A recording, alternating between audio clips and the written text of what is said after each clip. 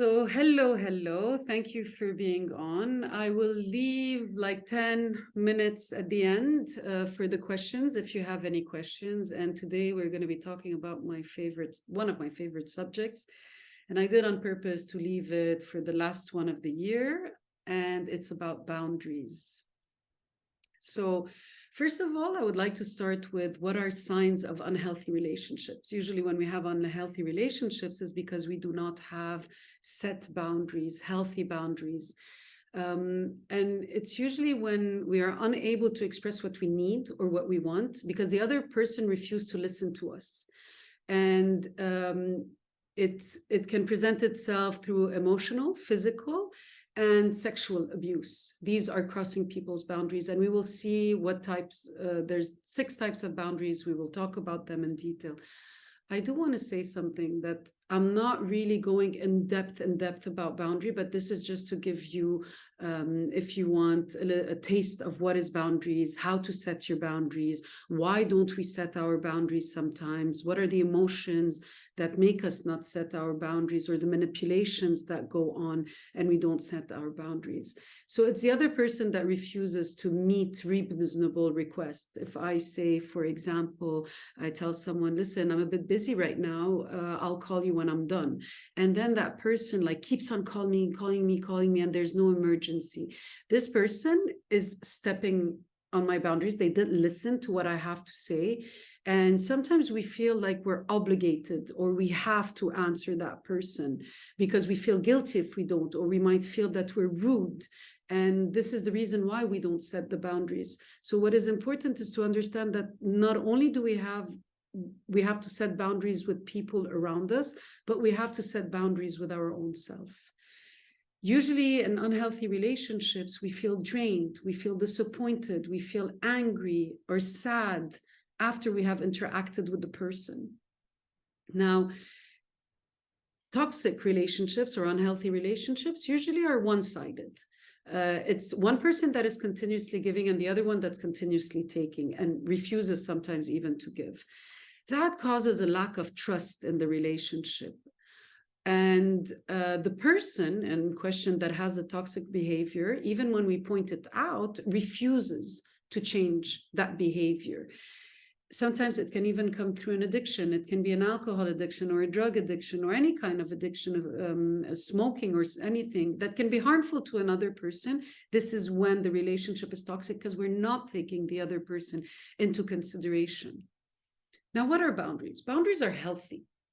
If we implement more boundaries within ourselves and with our relationships around us, we will be healthier mentally, even physically, but mainly mentally. And it's kind of like it sets the relationship free. It gives freedom to the relationship, and it's essential for a healthy relationship. Now, it is actually the needs and the expectations that we have to be able to feel safe. This is what boundaries are, and it makes the relationship comfortable. Putting boundaries shows self-love and self-care. And it's a gateway to healthy relationships with yourself, as I said earlier, and with others. Now, there's different kinds of boundaries. We have the visible boundaries and we have the invisible boundaries. So the visible boundaries are your physical, your body. It can be your belongings. These are physical. The emotional are the invisible ones, the sexual, emotional. To a certain extent, sexual goes in between both. But it can be either or. If there is no violation of the person's body, then it becomes emotional. So healthy boundaries create space for feeling respected, cared, loved, and safe. It indicates how you show up for others and how you show up for yourself in the same time. So there's always like this kind of dance, others and myself. And it's essential to have boundaries at all ages, while being a child, an adult. And something that is important to note is that boundaries change. Even with the person that we're with, they will change, they will evolve. So for example, let's say if you're married, your wife or your husband in the beginning were they were your boyfriend or girlfriend. So the boundaries over there were different, right? And then you decided to move in. And then the boundaries changed again. And then after you got married, the boundaries changed again. You had children, your boundaries change again. So boundaries are not set in stone. They change as the relationship change, boundaries change in the same time. The main problem is that a lot of times they are never taught, that we're never taught to set our boundaries. And I'll give you an example. Parents do that sometimes when they will go and tell the child, go and hug, go and hug Uncle Tom or whatever it is. And that child doesn't want to be hugged. But yet the parents force the child to go and get that hug, right? Why? Because the parents, they don't want to make their child look like rude or whatever the excuse is. But how does the child interpret that? The child interprets it as my needs, my emotions are not important, and I have to go and hug this person because I might get in trouble, or mommy or daddy might get angry at me. They might feel guilty for making their parents feel that way, and then they just go and they accept that hug. And it's like really crossing their physical boundaries. So most of the time we're never taught how to set our boundaries, and we'll see the origin of setting boundaries. Where does it come from? Where is it supposed to originate from? We don't feel that we have the right and feel guilty. That's what I was saying earlier, right? The child didn't feel that they were in right to their emotions or to their need or to their wants. And then they feel guilty that somebody is going to, be angry or sad or mad about because they didn't accept to do what they were asked to do. And it affects us everywhere in our lives. It's like multidimensional. It affects us at work, it affects us with our families, it affects us with our partners, friendship. It just affects us everywhere. And we learn to set boundaries with our families. It's actually our parents that teach us how to set boundaries. If our parents did not teach us to set boundaries from a young age, then we have difficulty in adulthood to actually set boundaries, especially if the parents, and if you remember last week, I was talking about emotional manipulation, especially if the parents use emotional manipulation to cross your boundaries, then this will create you guilt or shame or a negative feeling, and you won't learn how to set your boundaries. Whereas when a parent respects the child's boundary, understand the needs and the wants of the child, and understand that that child as well has the right to put boundaries, then that person learns in adulthood that it's okay for them to set their boundaries, and they don't feel guilty or shameful if they do. So, meaning of boundaries in relationship with others and self. So in relationship, it defines the roles of each individual, the parameters to what to expect from the other person. It's to communicate what is an accepted behavior and what is an unaccepted behavior. If I am someone, for example, that doesn't like people to be, I don't like people to be late. And this is like timing for me is one of my boundaries, right? And that person comes late. I have to tell that person, this is an unacceptable behavior. You're crossing a certain boundary. You need to respect my time, because for me, my time is valuable. And by expressing it, you need to be clear by expressing your boundaries. So let's say, for example, hey, listen, we decided to go to the restaurant tomorrow at 8 p.m. Now, I think that most of the Middle Eastern and Spanish or something do have a bit of a problem when it comes to respecting timing. But we're just going to take that example, right? And we agreed that 8 o'clock, we're going to go to the restaurant and we're going to have dinner together. And I would tell you, listen, if you can't make it, please tell me a couple of hours before. I made my intentions clear. I set my boundaries, which is if you need to tell me beforehand if you can't make it, because my time is important to me. Now, if that person doesn't show up to the restaurant or that person is late and tries to, see you and tell you, oh, I'm sorry, I'm running late. Can we do it in an hour? Well, your way of setting your boundary here is very clearly telling, listen, I'm sorry, we had scheduled and agreed on this. I have told you to tell me beforehand if you can't make it. I'm sorry, I can't today. Let's maybe reschedule for another time. And what are we actually saying? We're communicating clearly that we're not okay with that person changing plans last minute. And we are being very explicit, and we're being very firm on it. We're holding on to it, that, you know what, you didn't make it today, then that's it. I'm not gonna, accommodate you in any way. And in the same time, it gives safety. We feel safe when we have boundaries. We know what is acceptable and what is not acceptable. Boundaries are the root of self-care. They're so important for self-care, because when you put boundaries to other people and to yourself, this is how you're showing yourself self-care. I'll give you an example of putting boundaries to yourself. And let's go back to time. When you're at work and you overwork, you're not setting boundaries for yourself. You're overexerting yourself with work. And this is you not taking care of yourself. When you have so many things to do, let's say, and a friend comes and asks you, oh, can you help me to move? I'm moving this weekend. Can you help me? And you have so many things to do. If you agree with that friend and then after feel resentful that, oh, why did I say yes? And what, you haven't taken care of yourself because you had so many other things to take care of and you crossed your boundaries. So that's why it's the root of self-care. Saying no. It's very important to learn how to say no for the sake of your emotional, physical, mental well-being, psychological well-being.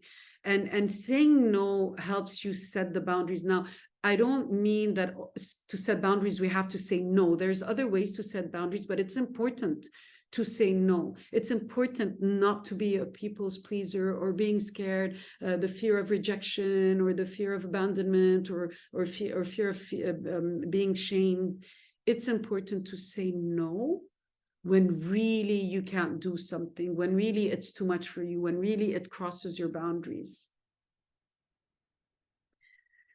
What are signs that you have poor boundaries? And this might help you see actually, oh, maybe I do have poor boundaries and I need to maybe, fine tune it.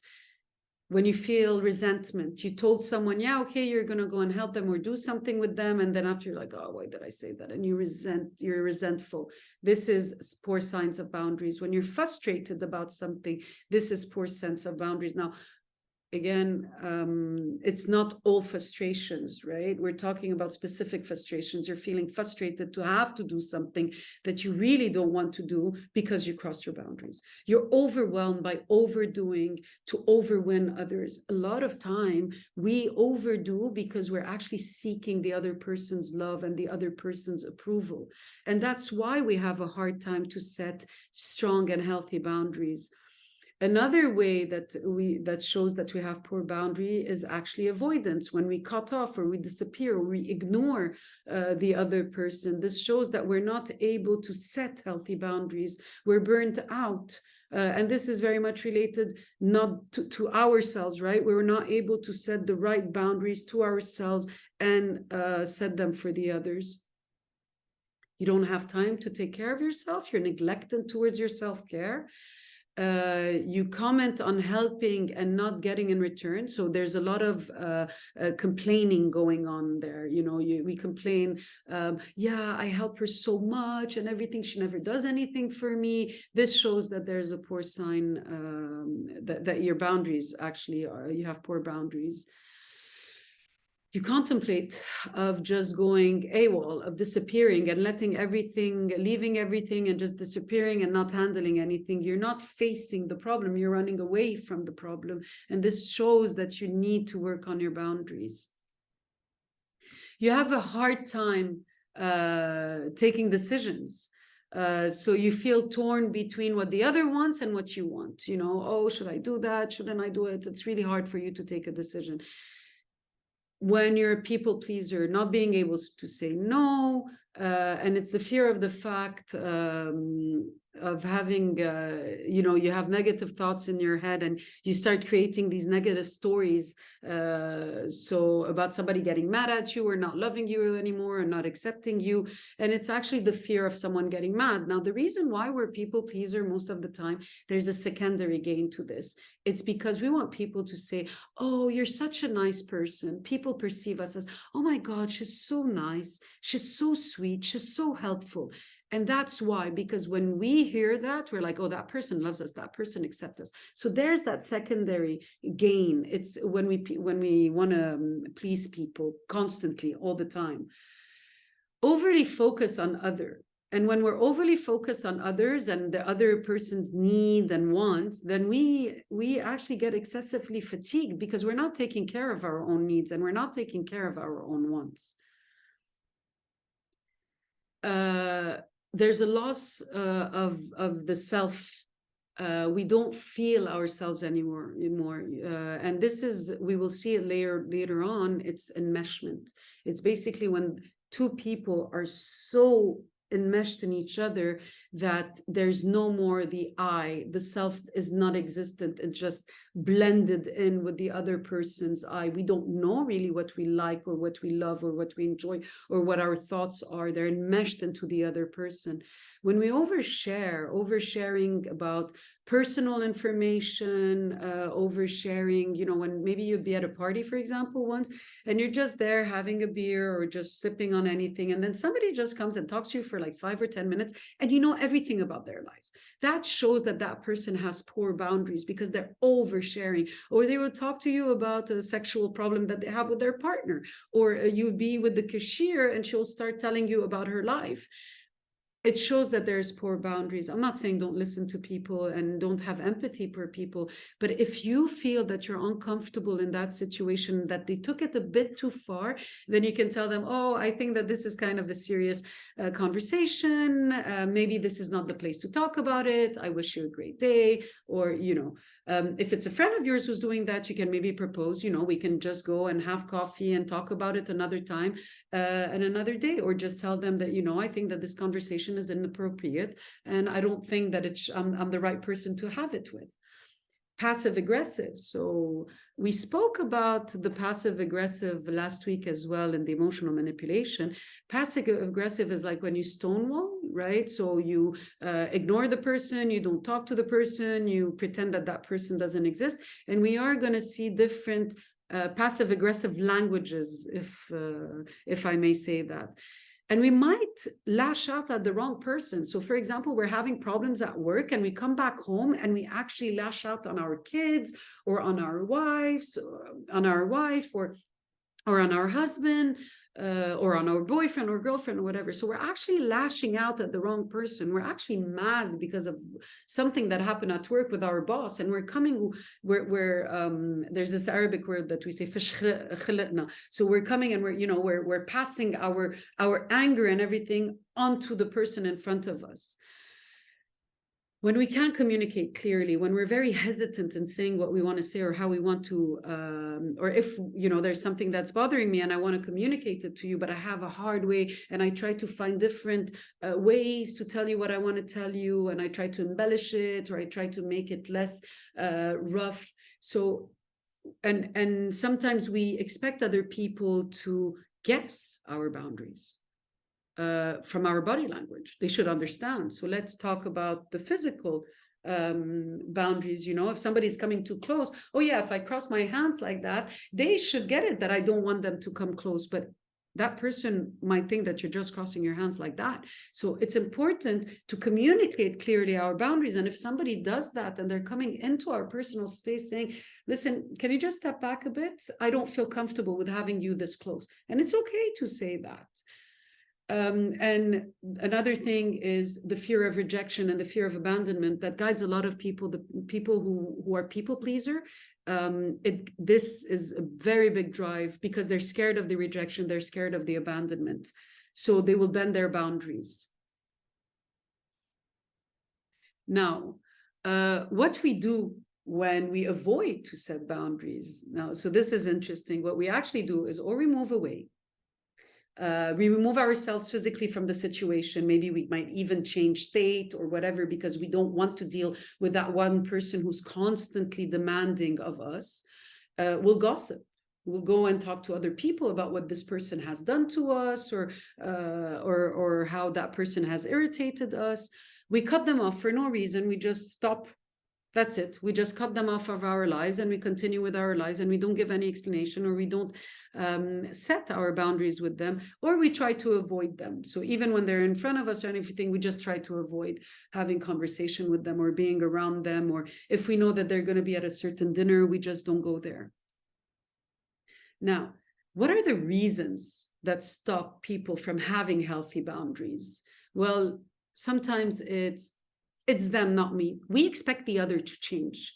We expect that the other should guess that they should change their behavior. If we're not clear about our boundaries and we don't tell the other person that we're bothered by what they're doing, then we can't expect them to change. And we need to give them a bit of time as well to change, because you will see that later on, you'll see most of the time people try to push the boundaries. They try to cross them over. So you think that, okay, you set your boundaries once and that's it. It didn't work out, so it failed. So no need to reset my boundaries. No, you need to reset them, because some people are going to try to cross over. So it's important for you to stick to your boundaries and to make sure that you're implementing them and the grounds are solid, and you're not going to retract the first time that they cross over, even the second or the third. Stick to your boundaries. Not aware of the need for healthy boundaries. Sometimes we're not aware, and this comes especially when we're children and our parents haven't really taught us how to set boundaries. We just don't know that we need boundaries. There's a lot of people that don't know that they need boundaries and healthy boundaries, and they feel guilty if they want to place boundaries.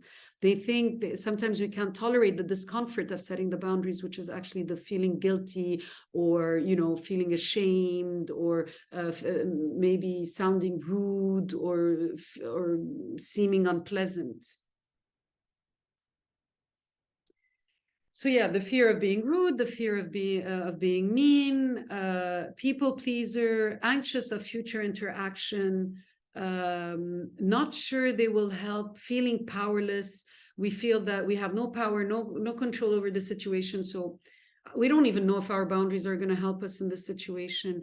When we get value from others, when we value ourselves through the eyes of other people, this is where we are not going to set the boundaries, or have a very hard time setting the boundaries. Because if we set the boundaries, then our value goes. Our value is not internal from ourselves. We get it from the other. And by removing the other, then we don't feel that we have value anymore. So we're just going to want to keep that person next to us. The projection of when someone tells you no, not being able to say no, because actually you that feeling that you get when somebody tells you no, and you don't want them to feel exactly the same way, maybe frustration, maybe sadness, whatever it is. And you don't want that person to feel what you feel when someone tells you no, so you just don't say no. You don't know where to start. And again, going back to the childhood with the parents, I don't know what our boundaries, I didn't even know that we needed them. And then after, it's like, okay, but how do I start? I mean, I've been doing this for so many years. How do I even just start? Don't think about it. Just start and put your boundaries. If you don't start now, you'll keep on postponing and postponing. Just do it. Do it now. Start with anything. It can be your time. It can be on your emotions. It can be with your children or with your parents. Just start. Believe that in certain relationship, boundaries can't exist. This is very much typical. I'm sorry if I sound this way, but parents with their children, or even children towards their parents, they don't believe sometimes that they can tell their mom or their dad, I don't like this. I don't want to do this. And sometimes it's even the opposite, that the parents, for example, they have a teenager in the house, and it's like, yeah, you keep your door open all the time, and it's really invading their intimacy, right? Their privacy. And it's like, no, I'm their father or their mother. They shouldn't close the door. They don't need to have boundaries with me. But that's not true. Every relationship needs boundaries. This is how relationships are healthy, by creating boundaries. Where should boundaries be set? Well, almost everywhere in your life. With families, at work, romance, friendship, and technology. Now, I would really like to insist on technology, and this one might seem a bit weird, right? But in today's world, with all the technology that we have around us, these technologies are creating more anxiety and more depression. And we are constantly being distracted by all of this. A very high rise in lack of values and in infidelities and these kinds of things, a lot of times are due to technology. So it's important as well to set boundaries to technology, to the use of the social media, to the use of games, especially with children. It's very important to set these boundaries.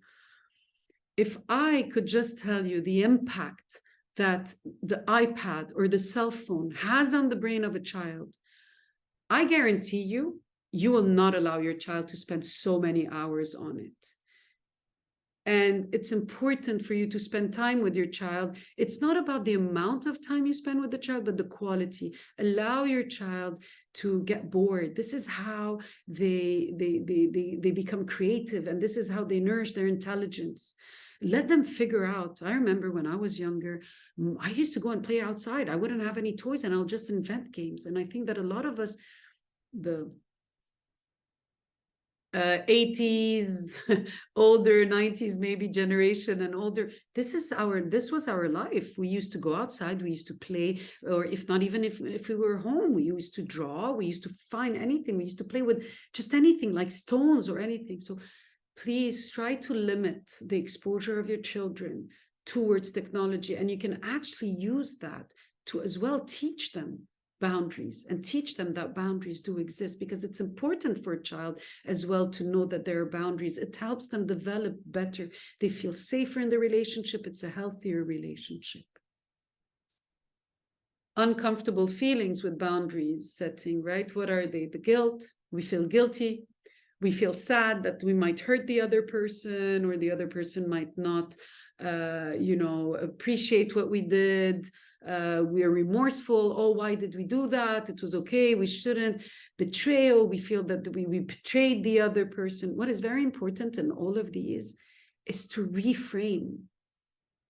If I am putting my boundaries, it's for my own good or for the other person's good. If it's your child, for example, reframe the guilt, the sadness, the remorse, the betrayal, reframe them, because you're not betraying them. You should not feel remorseful. You shouldn't feel sad, and you should not feel guilty for imposing what is good for you. Now, of course, I'm not talking about going into the extreme, not caring about anybody else, but just ourselves. I'm really talking here the balance, right? The healthy boundaries. What prolongs the feeling, the negative feelings of the uncomfortable feelings of setting boundaries, is when we minimize and, like, for example, oh, it's fine, he just did it this time, it's okay, or she just did it this time, it wasn't that much, they didn't mean it. We're minimizing what they did.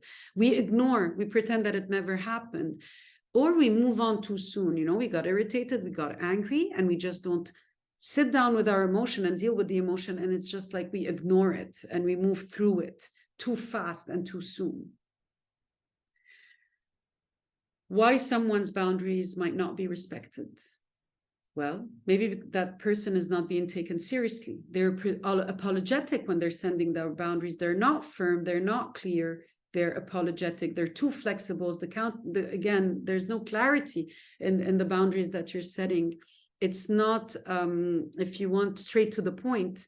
They don't hold others accountable when they do something. They don't make the other person feel that they have crossed their boundaries.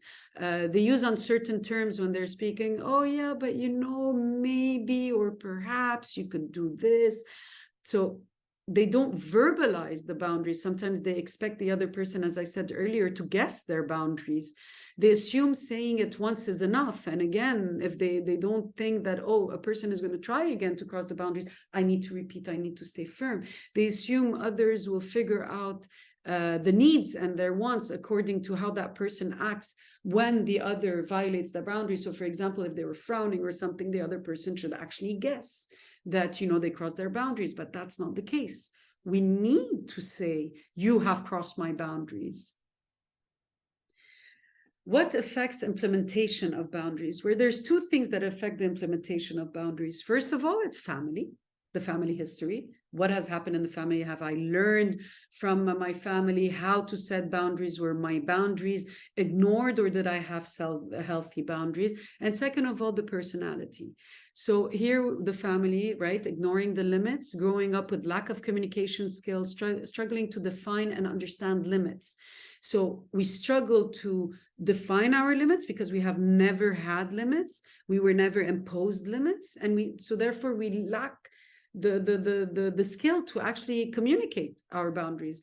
Healthy boundaries are more comfortable in defining the limit. And what is interesting is when a parent goes up to a child and says, how do you feel about hugging, and if you don't want to, you cannot hug Uncle Tom or Uncle Ted, or, so we're allowing the child to take the decision and setting their boundaries. Personalities. So here are different types of personalities that would determine the level with respecting or rejecting boundaries. Anxious are more prone to overreact when we put boundaries. And when they're challenged, because for them it's like, oh, it's unfair, and why are you doing that? And they get anxious that they might be losing the person, that the fear of abandonment. They don't understand what is going on. The emotional regulation is common there, and they're unable to react correctly. Disagreeable, always having the right to struggle. They can always push back against boundaries. For them, it's like, no, your boundaries, they don't count. I don't take them into consideration, and I am just not going to accept what you're giving me. Openness and consciousness is when somebody is more likely to respect, when they're open, when they understand that you have your boundaries, and it doesn't have anything to do with them or you rejecting them or abandoning them or refusing to have them close. So they will be more likely to respect it. Now, there are levels to boundaries. So we have the porous, the rigid, and the healthy boundaries. Porous boundaries is when they're weakly expressed and they're unintentionally harmful, and the dynamic in the relationship is unhealthy closeness. The feeling that we get when it's like that, we feel depleted, depressed, anxious, and overextending ourselves to others. An example of porous boundaries are oversharing, enmeshment, people-pleasing, fear of being rejected, accept mistreatment, codependency, and the inability of saying no. When we're rigid and we don't change our opinion and we don't change our mind. So for example, if I'm somebody who's rigid, and I would tell you, I will never borrow money to anyone. And actually, even if a family member that has never ever needed money needs money at that moment, well, because I have said that I will never ever, and these rules, and it's like it's set in stone, then even that family member that maybe really, really needs money, I'm not going to help them because I'm very rigid with my boundaries. And it's a self-protective mechanism. What they're actually doing by keeping the people away, they're protecting themselves. They don't have any exception to their rules, because if not, it might totally fall off for them. There's no balance there.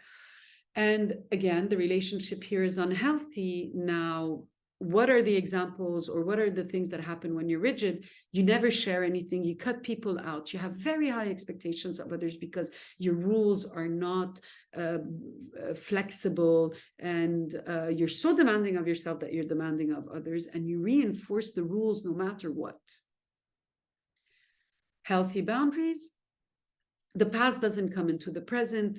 You have an emotional awareness, a physical and mental capacity to add to that with clear communication.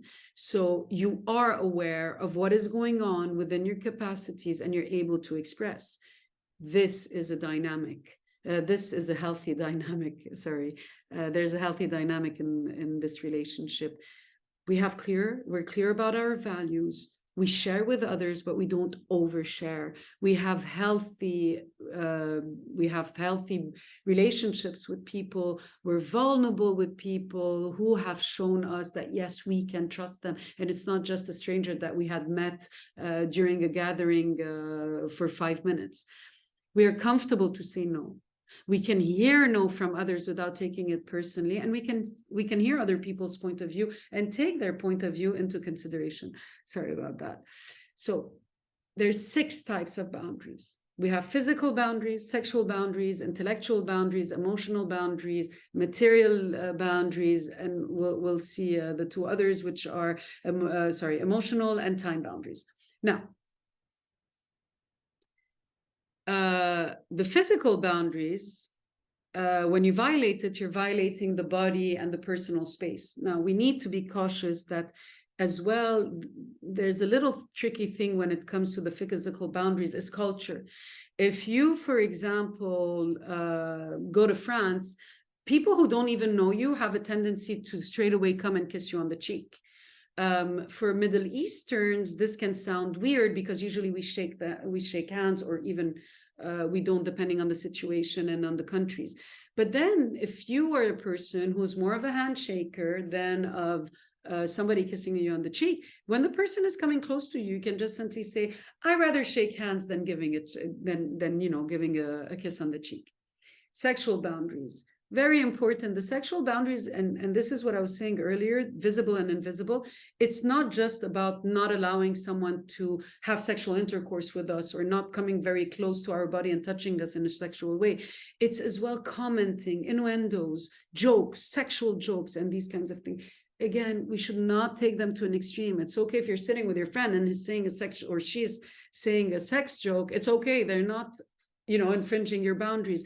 But it depends on who. We really need to be careful in these situations, who is doing the action. And as I said, boundaries are not the same, right? And they change, and depending on the relationship and the people. So if it's, for example, your boss that comes by your desk and just comes and taps your behind, then that's inappropriate. That is a violation of your physical boundaries and of sexual boundaries. Intellectual boundaries is when people don't take into consideration your thoughts, your ideas. They mock you, they humiliate you for the way that you think. The emotional boundaries is rejecting, there's a mistake here. So the violation is rejecting the thoughts, the ideas, and mocking humiliations. Emotional boundaries is when our emotions are not validated. People make us feel that we're oversharing, or that we're forced to share a certain emotion. And how do you feel right now? And why are you feeling this way? And tell me what's going on, and or sometimes we even ignore the other person's feeling, and we're like, come on. A person will tell you, for example, yeah, I'm really sad. I just broke up with the love of my life and I'm devastated. Oh, come on. There's plenty of fish in the sea. So that's kind of like ignoring and pushing the person to just move forward and get over their feeling, because they're actually making us feel uncomfortable. Most of the time when people do that, it's because they're feeling uncomfortable by the feelings of the other person. Material boundaries is your belongings, right? Your car, your computer, anything that's materialistic. And the way that these are violated is if somebody takes something without permission, or takes it longer than maybe somebody told you. Oh, do you mind if I borrow your scissors for 2 hours, and they end up taking, I don't know how many hours to give it back to you. That's violating the material boundaries. Not taking care of the object that you have borrowed, and afterwards, even you bring it dented or whatever, and when you bring it back, you don't even offer to pay for it, or you refuse even to pay for the damages, to repair the damages. And then finally, so this is where a lot of people struggle with time boundaries. Now, time boundaries is personal. Putting boundaries to our own self when it comes to how many hours we're going to work, or to how many hours we're going to do a certain thing, or really like having a fixed schedule. And this is why self-discipline and having a fixed schedule every day at this time, discipline, this is why it helps us so much. It makes us feel better. And when we're disciplined, when we put these schedule into place, this is how we're actually not violating time boundaries. So violating time boundaries, for example, other people might call us or text us very late at night when we're sleeping, or we're really like trying to relax and unwind from the day. They call too many times when there's no emergency whatsoever. They expect other people to drop everything for them, even if they have something else to do. No, I'm more important than you. This is not important what you're doing. Come, I need you. Now, ways people might respond to boundaries: ignore them, push back, limit testing, rationalizing and questioning, defensive, ghosting, silent treatment, and acceptance. So now we're going to go into each one by one. So ignoring, right? This is passive aggressive. So they pretend that they didn't hear you. Guess who enjoys doing that a lot?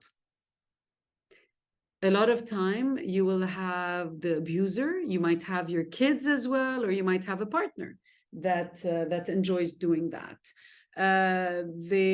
There's a resentment is built from the people who ignore your request. You feel resentful towards them. Pushback. Most of the time when people push back on our boundaries is because they're scared of change. They were used to having things in a certain way, and they have created that safe zone, safe place, comfort zone for them. And by you starting to put boundaries, you're actually changing that. And this is why they push back. They don't like it. They don't enjoy it. Limit testing, children love doing that, and they can drive their parents crazy, but it is important sometimes when you see your child, now of course balance, respect, but when you actually see your child trying to, they limit their limit testing, they try to see where their limits are.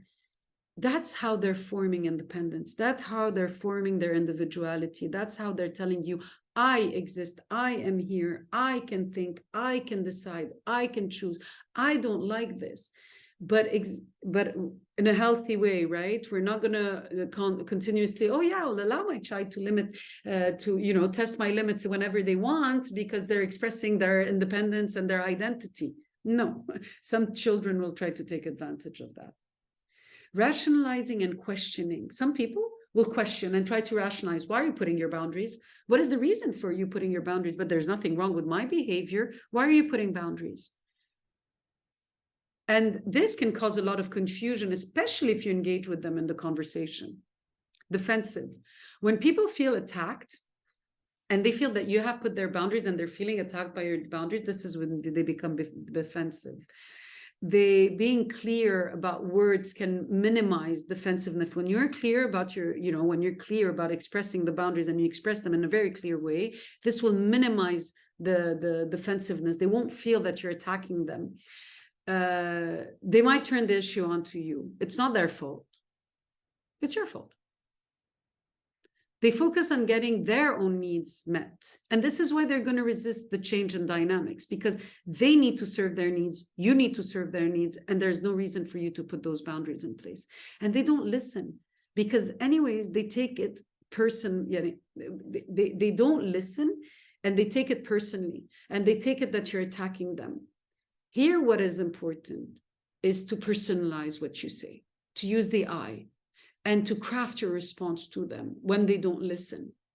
They accuse you of attacking them, and this is a manipulation, right? They want to make you feel guilty for why are you putting these boundaries. Ghosting. This is becoming a huge kind of trend, right? You send a message to someone, and I think in the dating world, from my practice, I can see that in the dating world, someone will send a message to somebody else, and then suddenly there's no response. That person just disappeared out of nowhere. So it's disappearing without any explanation. It's an unhealthy response. It's passive aggressive, and they actually, it's through their actions that they show you how they feel. And they can do it all right away or a couple of days after, and it's a form of punishment. Silent treatment as well, passive aggressive, and this is an emotional manipulation in the same time.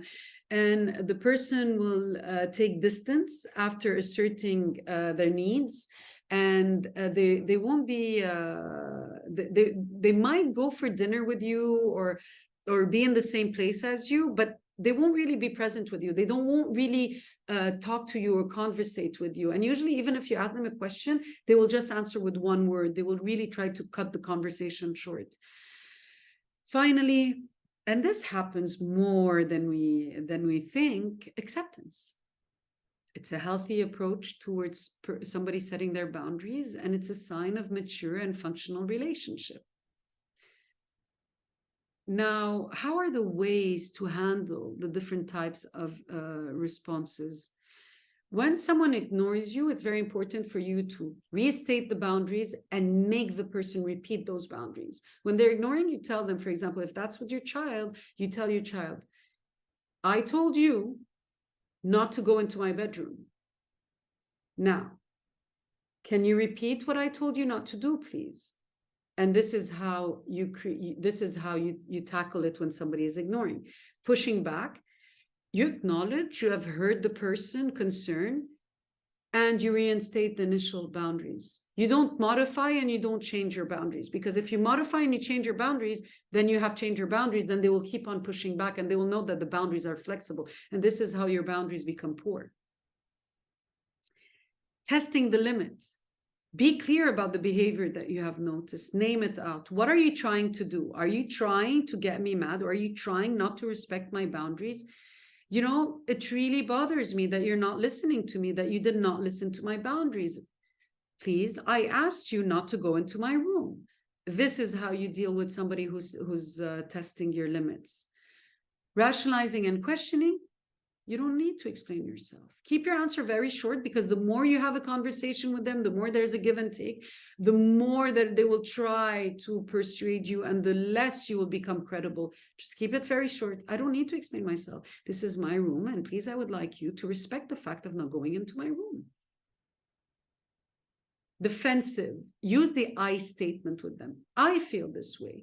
I want you to do this, or I would like you not to do this. And it's one issue at a time. Don't try to, bring in so many issues.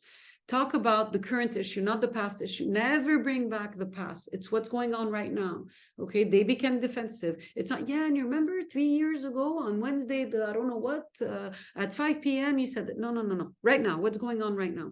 And you tackle what's going on right now.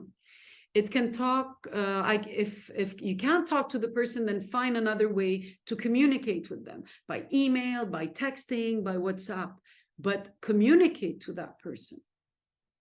If somebody ghosts you, send a straightforward text message mentioning the behavior. I don't appreciate how you have disappeared. Express how it made you feel and concern for the relationship. You know what? If you really care about the relationship, for example, I didn't really appreciate that you just vanished out of nowhere and everything, and I really care about this relationship.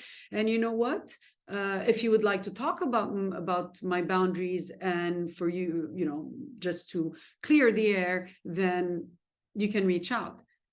If you receive a response, reinstate your boundaries and restate how it made you feel, the fact that they ghosted you. If there's no response, don't make it about you. It's them. It's how they feel. It's their interpretation of the situation, and it's not yours. So don't feel guilty or ashamed or scared of looking mean or seeming rude. It's their interpretation. They're not respecting the situation. They're personalizing it a lot. The silent treatment, observe and verbalize. Tell them, oh, so you don't want to talk to me, so you're giving me the silent treatment right now. It's passive aggressive as well. Be clear about what you perceive to be the issue. The issue is that you did 1, 2, 3. Okay, challenge the person's behavior and offer feedback, or the reason you set the boundaries. The reason why I have asked you not to go into the room, because it's my personal space. So please do not go into the room. As I respect your personal space, I expect you to respect mine. Acceptance. Most people will react positively to boundaries being set. If you verbalize them clearly enough, they will most of the time accept it. Now, we have the big B, the little b, and the big B when it comes to boundary violation. So we have the micro and the macro. Micro boundary violation can occur in everyday encounter. There's no real bad intentions or harmful intentions in this situation, and we're not really emotionally affected by it, and sometimes they're not significant. They're very subtle, and we can have them in any relationship. It's a passive-aggressive behavior to show displeasure, and there's hidden messages and anger. Now, the intention, as I said, is not to convey negativity, or not, intentionally or not, they do convey negativity, but I mean, the intention is not always, very clear and very negative. But sadly, it's a harmful, it's a harmless, it's a harmless delivery but harmful expression of a deeper belief system. So for example, if we have somebody who's racist, right, racism, and they express that, it's a deeper belief. Body shaming, oh, why are you so fat? Oh, you should lose weight. Oh my god, look at this girl, look how skinny and how healthy she looks, because our belief is that the skinnier you are, the healthier you are, the fatter you are, the more unhealthy you are. Gender bias, right? Oh, but you're a girl, you can't do that. Or boys don't cry, oversharing. It's micro inappropriate content. We might be saying something to someone that may be maybe from sexual nature with our partner, whatever it is, and it's really inappropriate. It's not the time. In-depth personal information, going way too deep into our personal information and sharing it with others, or sharing other people's information. Sometimes as well in the oversharing, the context is wrong. So what is important in the oversharing is to redirect a person gently to the appropriate topic. So for example, tell them, I don't really think that this is the appropriate place to talk about this. What about we talk about XYZ? Guilt tripping. Again, another manipulation. When wanting to end a toxic relationship. So, for example, a child that doesn't want to communicate with their parents anymore because they're very abusive, right? We guilt trip them. Oh, but that's your dad. Your dad has done so much for you. Why do you want to do that? And that's so me. So we make them feel guilty. Okay, being different about what you like. Oh, you like strawberries? Oh my God. Or, oh, you like this movie? Oh my God, you're so démodé, or something like that. Not something that we like maybe and that is not pleasant to others. We will be guilt tripped for it. Lack interest in relationship with certain people. So for example, they try to force you to go out with someone that you really find obnoxious or whatever, and you're like, but I don't enjoy the company of this person. Yeah, but you know what, this person has a lot of connections and everything, and come on, why, what did that person ever do to you, and is so interesting, and blah blah blah and blah blah blah. Sorry, I got a bit overtaken by that one. Saying no without explanation, right? If I don't want to explain myself and I just want to say no, that's my right. And then people make me feel guilty. But why no? Why are you saying no? Don't you feel that you're selfish by the fact of saying no? Okay, macro boundaries violation occur frequently as part of the relationship dynamic. So this is usually when it goes into relationship, and this is where there is usually trauma, abuse, these kinds of things involved, and they can cause long-term damages, and especially because they're for a long period of time. So examples we have: enmeshment, codependency, and trauma bonding. Enmeshment is when the individual cannot exist by himself. Individualization is not accepted. The people who are really enmeshed are very similar to one another, and sometimes we can see this in twins. For example, you will see them, they dress the same way, they act the same way, they behave the same way, they have exactly the same thought. Sometimes I do wonder if this happens because society actually expects that from them, but twins actually are two different individuals. They're two people, and they have minds of their own and thoughts of their own. So I wonder sometimes if it's not society and even parents that puts that on them, but they're like kind of the best example of enmeshment that I can give you. Attempt to set limits or shift dynamics, the relationship. If I dare say I don't want to do this, well, I get threatened by the termination of the relationship. And if I have a fear of abandonment, fear of rejection, of course I will never want that to happen. There's little space given for the person. There's no space at all given for that person. Can't have different thoughts that are not aligned with the other individual, and the agreements are usually based on mutual agreement. There's no place for the identity thinking. So few example on setting boundaries. How can you start setting boundaries in enmeshment? Is to agree to help and ask how they plan to handle future problems in the future, not how we are going to plan. How are you going to handle this? allowing physical space between you and the other person, and reclaiming or even creating self-identity. If you have never had your self-identity, create your own self-identity. Go and do things. See, I don't know, a therapist or a coach or someone that can help you discover who you truly are, or make you discover what you like and you don't like. Pick up certain activities and by your own self choose, do I enjoy playing tennis or do I rather swimming? And it might be hard in the beginning, it might be scary, but do it. Codependency. A lot of times mothers, even fathers have that with their children. They're codependent, or even the child is codependent, or we have that with our partners, our romantic partners. We believe that we are actually helping the other person, that we are helping the other person to avoid certain consequences, and that we're protecting them and we're saving them. And sometimes we even perceive that it's, for example, if we have somebody who has a certain addiction, then we will even agree on them taking drugs in the house, because we will be like, okay, you know what, he's safer because he's home. But that is not at all the way to go about it. This shows codependency. We allow the person to continue in their unhealthy behavior. We see others as helpless and that they can't take care of themselves alone, so we have to take care of them. How do we set boundaries in a codependency? Well, first of all, is to set clear expectations, to support, but not to do things for the other, and hold the other person accountable when they do something wrong. Trauma bonding is actually a result of emotional and intellectual, so remember the thought and the feelings, boundaries violated over a period of time. The person is manipulated to believe that they are responsible for what is happening to them.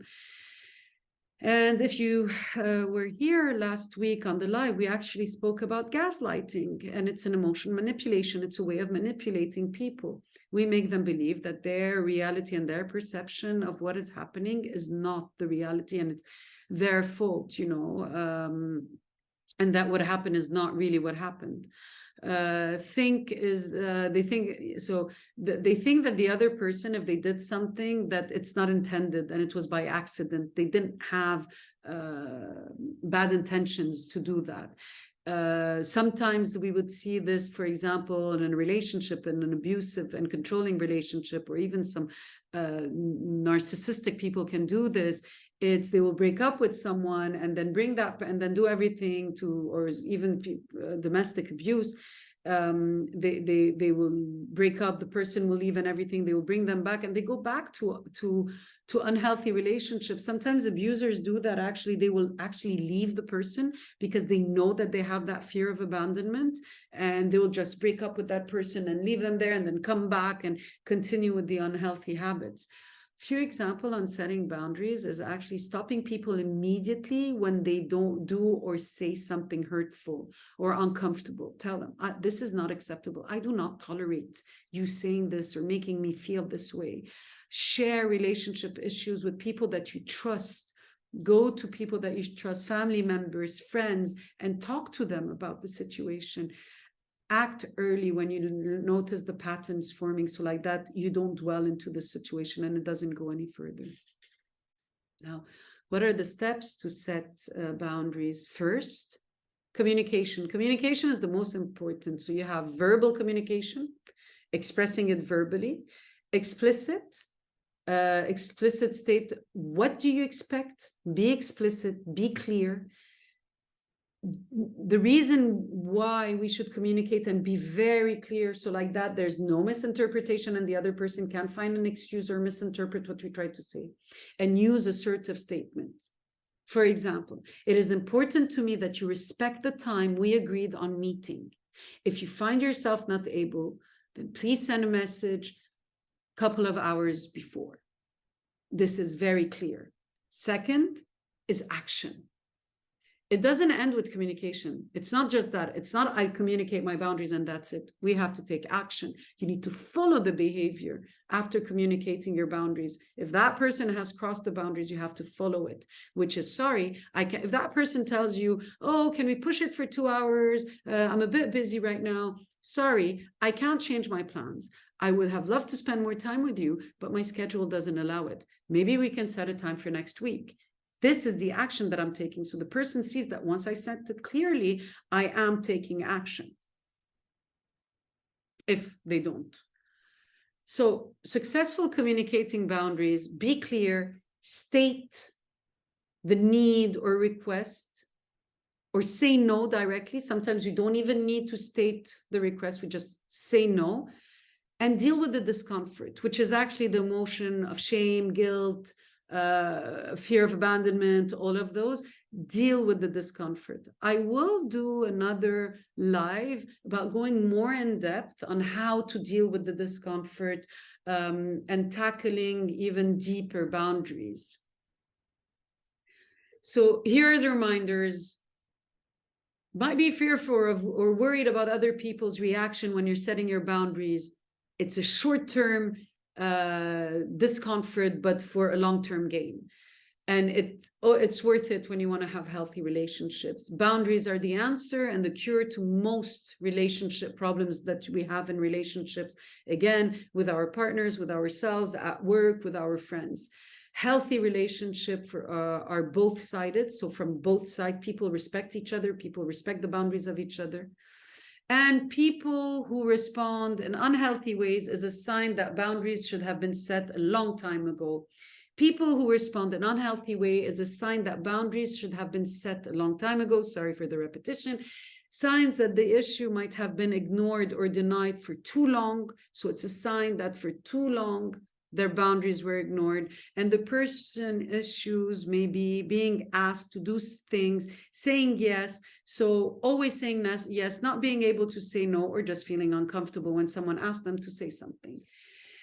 So here you go. I hope that you have a better understanding about boundaries. I hope that you enjoyed this live on boundaries, and I'm ready for any questions that you have. If there's any questions. Sure. Go ahead, Samir. I had two questions. The first one was about enmeshment, but you covered the 12. You covered the 12 at the end of the presentation, so it's clear. The other question I was thinking about: how can I tell that I'm crossing the boundaries of vis-a-vis anyone else? How can I tell? How can to avoid it? So one thing is the other person needs to make it clear, but sometimes when you have emotional intelligence and when you can perceive actually the body language of a person, it's like really kind of like reading the other person. If you come close to someone and you see that that person is taking a step back, let's say, for example, he's telling you through his body language, don't come closer. So it's respecting that. Or maybe, for example, let's say you didn't respect someone's time and you see that when you come, that person is kind of agitated, he's kind of irritated, he's not really answering, that's where you know that you have kind of crossed that person's boundaries. So certain behaviors will show you. Now, the best way is, of course, if the person could tell us that we are crossing their boundaries, but there's a lot of I'm removing this option. I would like to know how, through body language and reactions, how to tell that I am crossing the boundaries. You will see it from the person's, like, this is kind of like, it's a bit tricky because the people pleaser, you will never know with them because they're always worried about the fear of being rejected or abandoned or, perceived as being rude or mean. Some people might just not show you, and you can't be a fortune teller or psychic, but sometimes people will give you signs within the body language, within their behavior, that will indicate to you that, they didn't really feel comfortable with what you did. So there's no clear, I can't tell you, look out for this sign. This is how you will know. It's very tricky because some people will not even acknowledge that those are their boundaries. They don't even know these are boundaries. They don't even know that they have the right to boundaries. Does it make sense? Yeah, absolutely. It's about experience and life and understanding people, basically. Yeah. Unless you can read micro expressions, then this can really help you. And there's a poker table. I'm fine, so I guess I can tell. If you have emotional intelligence enough and you can read people, I'm sorry. I'm sure that you sorry, it's my phone. That's just how much there. So some people, for example, can feel it on an energetic level. If you're somebody who's very much in tune with your own emotions, your own feeling, and your own energy, you can tap into other people's energy. But that's a different subject. For the next life. I like how you said for the next life. The next life, yeah, I can tackle this. If this is something that would be of interest, I would. Yeah. Sure. Okay, no more questions for me. Okay, thank you very much. Thanks, Hala.